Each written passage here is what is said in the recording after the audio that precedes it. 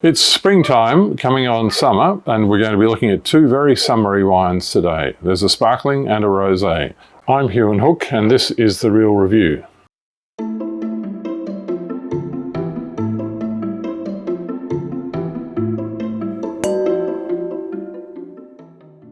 Sparkling is Ninth Island from Tasmania, and the rosé is Chaffey Brothers, Not Your Grandmother's Rosé. And these are two of our top value wines. So the wine we're tasting now is Ninth Island Sparkling from Tasmania. It's the regular non-vintage $25 wine and top value wine. It's made by Kriegling Wine Estates, who also have Piper's Brook Vineyard, which is probably the most famous brand from the Apple Isle. And this is their subsidiary brand, Ninth Island. Tasmania, of course, is really pretty much the go-to place these days for Australian top-level sparkling wine because of its cool climate, lovely retention of acidity in the grapes, and very fine flavours in the fruit. This is not a complex wine, this is a young wine, as it has to be really at that price point. It's all about the fruit. It's not matured complexity, but they do make wines that have matured complexity as well under the Kriegling label. So how does this wine taste? The Ninth Island, Tasmania, traditional method, Chardonnay, Pinot Noir, Pinot Meunier. When you first pour it, there's lots of fizz. It's a very, very active bubble. It's plenty of sparkle to it. It's got lovely life to it. Let's have a sniff. And again, you can smell the fruit. It's not so much about cracked yeast character, but there's a little bit of that bready, brioche type aroma there. But it's mainly strawberries from the Pinot Noir. There's a bit of vanilla. There's a little bit of nougat.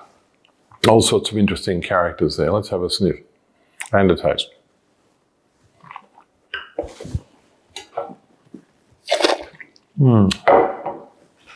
So the wine is fruity. It fills the mouth with flavour. It's a generous wine.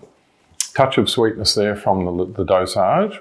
So what kind of food would we recommend you have with this wine? We have suggested prawn cocktail, but not just any prawn cocktail, a deconstructed prawn cocktail. So the wine we're about to taste is Chaffey Brothers Barossa Grenache Mourvèdre Rosé, and its brand name is Not Your Grandma's Rosé. So I think the idea is that it's not the sort of wine that your grandma might have drunk. Well, neither of my grandmas drank wine at all, so I guess that's a no-brainer. Lovely wine, this one, and it's made from Grenache and Mourvèdre. Grenache is one of the great grapes for rosé. It's perfectly suited to making rosé. So let's have a taste of it. Beautiful colour, and it's a gorgeous colour.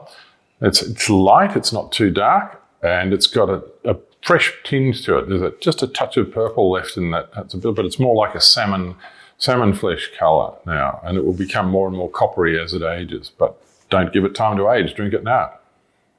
How does it smell? It smells sweet and floral, fruity. It smells of raspberries, perhaps strawberries, but there's a bit of a herbal thing happening there too. So there's a hint of thyme on that nose as well, which is, it's nice, it's very attractive. It's clean, fresh.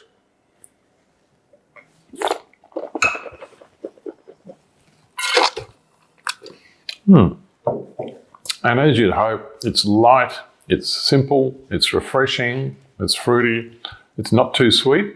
I don't think it's perfectly dry, but it's not noticeably sweet either. Just lovely grapey flavour and refreshing. It doesn't overburden the palate at all. There's no alcohol weight. The acidity doesn't stick out. The sugar doesn't stick out. It's beautifully balanced wine. Excellent for summer drinking. What food would you serve with a wine like this? We've suggested black pepper tofu with eggplant. Good health.